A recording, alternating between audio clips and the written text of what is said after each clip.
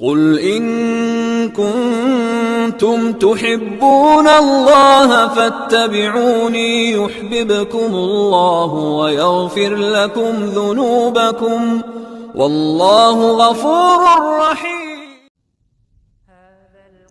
السلام علیکم ورحمۃ اللہ وبرکاتہ. ملاقات کے وقت کی سنتیں. مجلس سے اٹھ کر جانے کی سنت. مجلس سے اٹھ کر جاتے ہوئے یہ دعا پڑھنی چاہیے: سبحانک اللہم و بحمدک اشہد ان لا الہ الا انت استغفرک و اتوب الیک. اے اللہ، تو پاک ہے اور اپنی تعریف کے ساتھ ہے. میں گواہی دیتی ہوں کہ تیرے سوا کوئی سچا معبود نہیں. میں تجھ سے معافی چاہتی ہوں اور تیری طرف رجوع کرتی ہوں. اس دعا کو پڑھنے کی فضیلت حدیث میں یوں بیان کی گئی ہے: اس دعا کو پڑھنے سے دوران مجلس جو گناہ سرزد ہوتے ہیں انہیں معاف کر دیا جاتا ہے. انسان دن اور رات میں کئی مجالس میں شریک ہوتا ہے. مثال کے طور پہ جب وہ دن اور رات میں 3 مرتبہ اپنے اہل خانہ یا ساتھیوں کے ساتھ مل کر کھانا کھاتا ہے، یا جب وہ اپنے دوست یا کسی پڑوسی سے ملاقات کرتا ہے، گرچہ کھڑے کھڑے اس سے بات چیت کر کے چلا کیوں نہ جائے.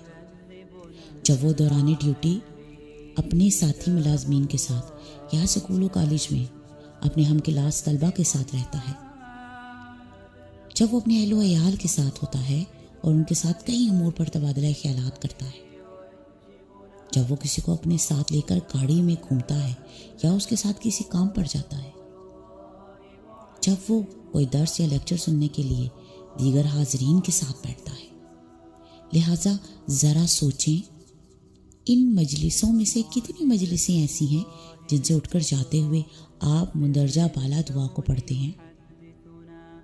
اور اگر آپ اس دعا کے معنی میں غور فرمائیں تو آپ کو معلوم ہوگا کہ یہ دعا انتہائی عظیم ہے.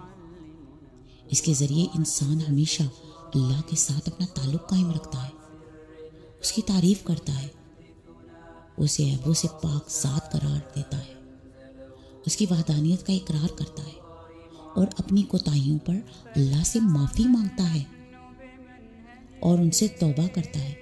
سو کتنی عظیم ہے یہ دعا کہ اس میں توحید بھی ہے، اللہ کی تعریف بھی ہے اور اپنے گناہوں پر اظہار شرمندگی بھی ہے.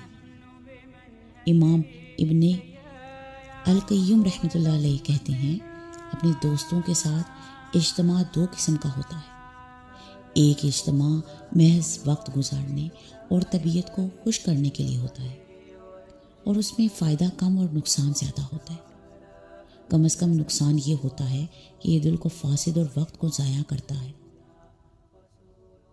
دوسرا اجتماع ایک دوسرے کو حق بات کی وصیت کرنے اور نجات پانے کے اسباب پر ایک دوسرے سے تعاون کرنے کے لیے ہوتا ہے، اور یہ اجتماع سب سے زیادہ نفع بخش اور بہت بڑی غنیمت ہوتا ہے.